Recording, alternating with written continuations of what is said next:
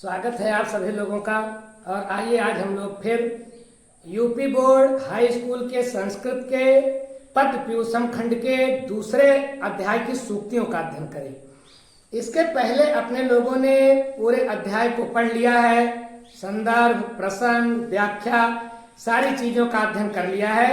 अब एक एक पाठ की सूक्तियों का हम लोग अध्ययन कर रहे हैं जो आपकी परीक्षा के लिए बहुत महत्वपूर्ण होने वाली है। तो आइए आज हम लोग दूसरे पाठ की सूक्तियों का अध्ययन करें। दूसरे पाठ का क्या नाम है? वृक्षाणाम चेतन त्वम। अपने लोगों ने इसको पढ़ा है। अब आइए एक एक सूक्त देखें कि कौन कौन सी सूक्त इसमें है, उसका अध्ययन अपने लोग करें। जैसा कि मैंने पहले ही आपको बताया है कि अगर कोई भी सूक्त आ जाती है तो उसको आप लोग 4 हेडिंग में समायोजित करेंगे: संदर्भ, प्रसंग, अर्थ, व्याख्या। ये 4 हेडिंग आप लिखोगे। अब अगर इस पाठ की कोई सूक्ति आ गई तो इसके संदर्भ में आप क्या लिखोगे कि प्रस्तुत सूक्त हमारी पाठ्य पुस्तक संस्कृत के पद्य प्यूषण के या संस्कृत पद्य प्यूषण के वृक्षाणाम चेतनत्वम नामक शीर्षक से ली गई है। यह अध्याय वेद व्यास द्वारा कृत महाभारत से संकलित है। तो ये हो गया इसका संदर्भ।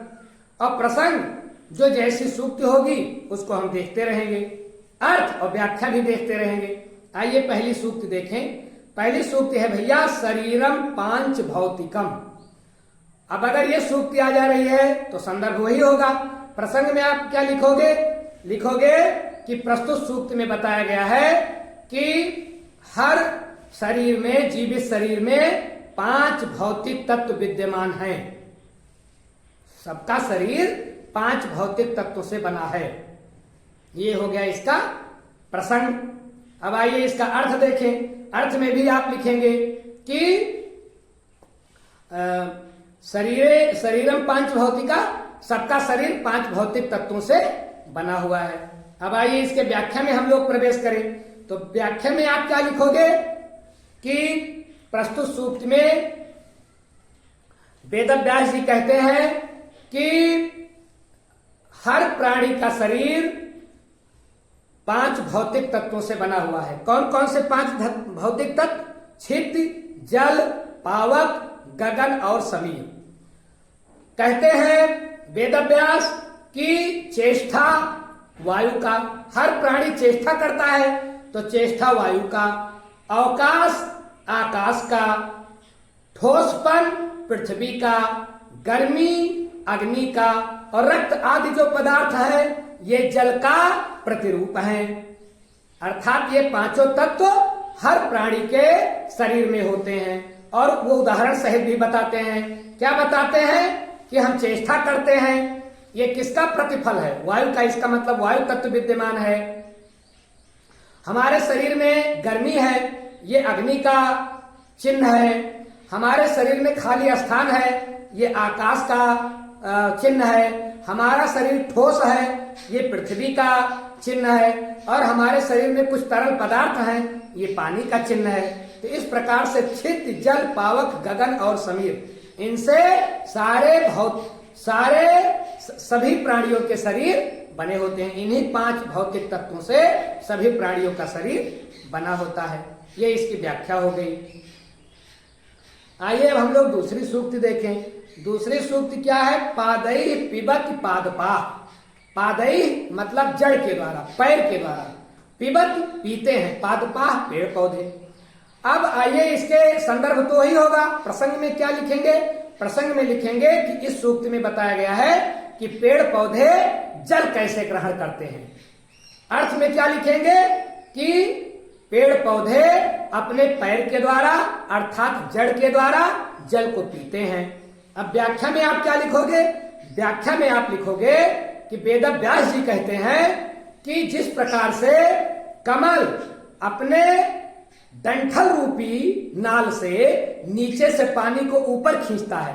कमल का फूल ऊपर होता है, उसकी जड़ नीचे होती है, उसमें नाल लगी होती है। तो कवि कहता है कि जिस प्रकार से कमल अपने नाल रूपी मुख से पानी को नीचे से ऊपर खींचता है, ठीक उसी प्रकार से सभी पेड़ पौधे अपनी जड़ से पानी को नीचे से ऊपर की ओर खींचते हैं और इस प्रकार से जल ग्रहण करते हैं। और जल ग्रहण करना सजीव का लक्षण है। यही दिखाना है इस पाठ में कि वृक्षाणाम चेतनत्वम, सभी वृक्षों में चेतनता विद्यमान है, अर्थात वृक्ष भी सजीव होते हैं। ये हो गई दूसरी सूक्ति। अब तीसरी सूक्ति देखें। तीसरी सूक्ति का क्या है? वासितम वै वनम सर्वम सुपुत्रेण कुलम यथा। अब इसके प्रसंग में आप क्या लिखोगे? इसके प्रसंग में लिखोगे कि इसमें कवि ने बताया है कि कैसे एक सुंदर पुष्प के सुगंध से पूरा जंगल मंडल सुगंधित हो जाता है। ये इसका प्रसंग हो गया। अब इसका अर्थ क्या होगा कि जैसे एक सुपुत्र के जन्म लेने से संपूर्ण कुल की शोभा बढ़ जाती है, उसी प्रकार से एक फूल से पूरे जंगल में सुगंध फैल जाती है। ये इसका अर्थ हो गया। अब आए व्याख्या देखें। व्याख्या में आप क्या लिखोगे? व्याख्या में आप लिखोगे कि वेदव्यास जी कहते हैं कि जिस प्रकार से किसी खानदान में, किसी कुल में जब एक सुपुत्र पैदा हो जाता है, सुपुत्र का मतलब सुंदर पुत्र नहीं, सुपुत्र का मतलब काबिल पुत्र, ऐसा पुत्र जो पंडितों की सभा में आगे बैठता हो, वो सुपुत्र है। तो किसी कवि ने तो लिखा है कि एक पुत्र सुपुत्र वैसा ही होता है जैसे चंद्रमा, जैसे हजारों लाखों करोड़ों तारे मिल करके रात को दूर नहीं कर पाते हैं, वैसे कई कुपुत्र मिल करके संसार का दुख दूर नहीं कर पाते। लेकिन जब एक सुपुत्र पैदा हो जाता है कुल में, तो चांद की भांति पूरी रात के अंधेरेपन को दूर कर देता है। ठीक वही बात वेदव्यास जी कहते हैं कि जैसे एक सुंदर पुत्र के, सुपुत्र के, काबिल पुत्र के उत्पन्न होने से कुल की शोभा बढ़ जाती है, ठीक उसी प्रकार से एक सुंदर वृक्ष के सुंदर फूल से संपूर्ण जंगल खुशबू से भर जाता है, सुगंध से भर जाता है। एक फूल, एक सुंदर फूल, एक सुगंधित फूल जंगल के लिए वही काम करता है जो कुल के लिए एक सुपुत्र करता है। तो ये इसकी व्याख्या हो गई। आइए देखें अगली सूक्ति। अगली सूक्ति है एतेषां सर्व वृक्षाणाम छेदनम नैव कारयेत्। एतेषां सर्व वृक्षाणाम छेदनम नैव कारयेत्। क्या कहता है कवि? प्रसंग में क्या लिखेंगे कि इसमें कवि वृक्ष न काटने पर जोर दे रहा है कि वृक्षों को काटना नहीं चाहिए क्योंकि वृक्षों में भी जीवन होता है। अब इसका अर्थ देखें, एतेषां सर्व वृक्षाणाम छेदनम नैव कारयेत्। एतेषां इसलिए सर्व वृक्षाणाम सभी वृक्षों को छेदनम नैव कारयेत्, काटना नहीं चाहिए। ये इसका अर्थ हो गया। अब इसकी व्याख्या देखें। व्याख्या में आप क्या लिखोगे? व्याख्या में आप लिखोगे कि वेदव्यास जी कहते हैं कि चूंकि वृक्षों में भी जीवन होता है, वृक्ष चेतन होते हैं, उनमें जीवन के वो सारे लक्षण विद्यमान हैं जो मनुष्य में विद्यमान है या अन्य प्राणियों में विद्यमान है, इसीलिए वृक्षों को कभी भी काटना नहीं चाहिए।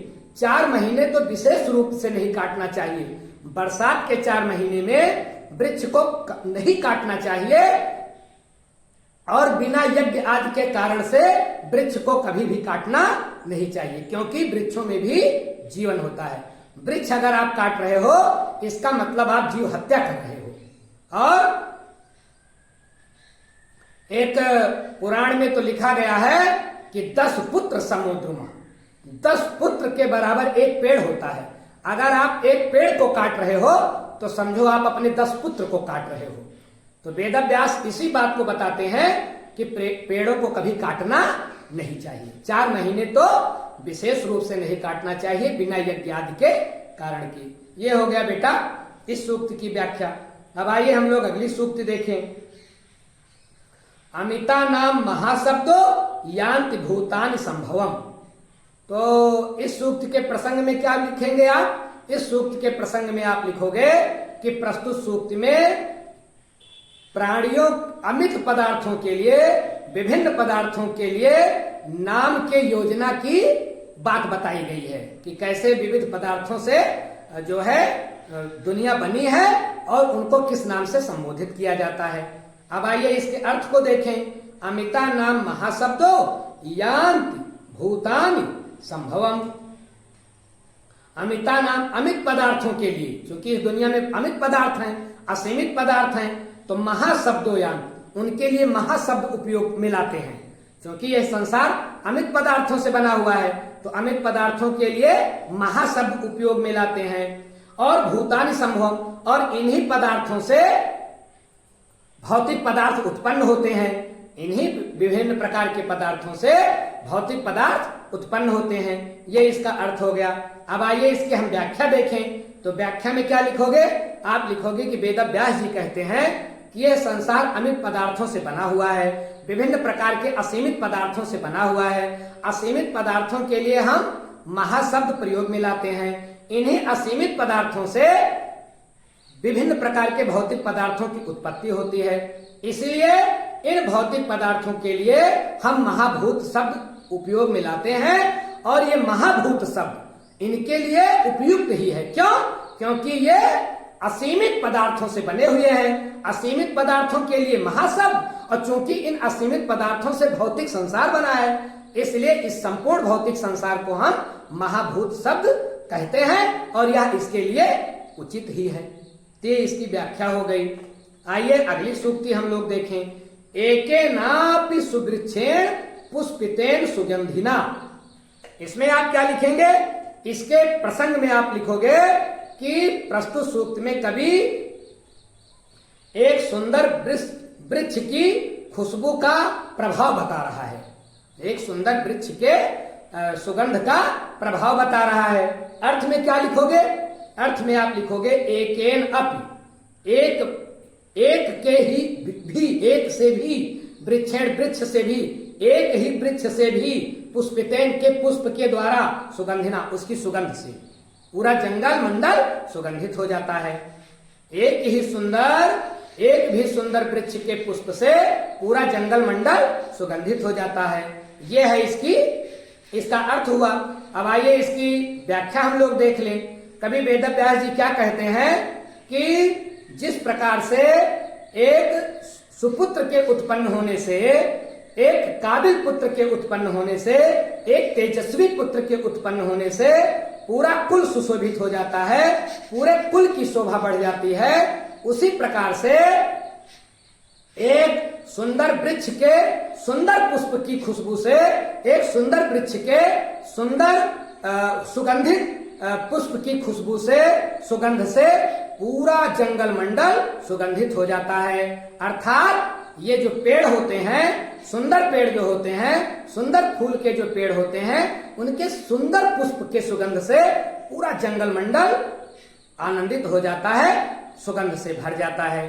ये रहा ये रही इस सूक्ति की व्याख्या। तो भैया इस प्रकार से आपको परीक्षा में सूक्ति मिलेगी। 4 हेडिंग में समायोजित करेंगे, पूरा का पूरा नंबर आपको मिलेगा। और सूक्तियों में आपको ध्यान रखना है कि आप जो है कोई सूक्ति आए तो जिस श्लोक से ये सूक्ति ली गई है उस श्लोक का पूरा अर्थ लिख दें, तब भी बात बन जाएगी, अगर आपको याद है तो। और नहीं तो फिर अपने हिसाब से उस सूक्त से संबंधित बात को आप व्याख्या में लिख दें। तो भैया ये रही दूसरे पाठ की सूक्तियों की चर्चा, वृक्षाणाम चेतन त्वम। तो अभी जो है कुछ और भी शेष पाठ बचे हुए हैं, जिनकी सूक्तियों के साथ हम आएंगे आपके सामने। शेष जो है अगले क्लास में हम लोग चर्चा करेंगे।